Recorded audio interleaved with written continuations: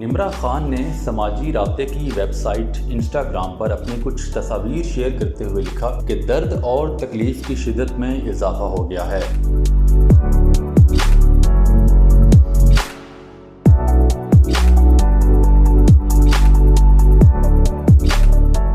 उन्होंने अपने चाहने वालों से मजीद दुआओं की दरख्वास्त की है। शदीद अलालत के बायस अस्पताल में दाखिल पाकिस्तानी शोबिज़ इंडस्ट्री की नामवर अदाकारा और मॉडल निम्रा खान की तबीयत अभी तक बेहतर नहीं हुई।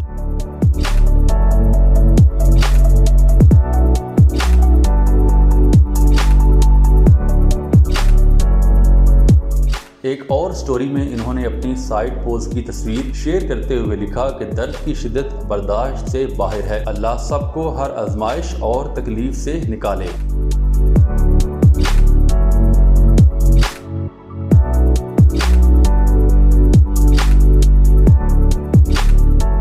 गुज़श्ता साल लॉकडाउन के दौरान खामोशी से निकाह करने वाली पाकिस्तानी शोबिज़ इंडस्ट्री की खूबरू अदाकारा और मॉडल निम्रा खान की शौहर से तलाक की खबरें सोशल मीडिया पर ज़ेरे बहस हैं।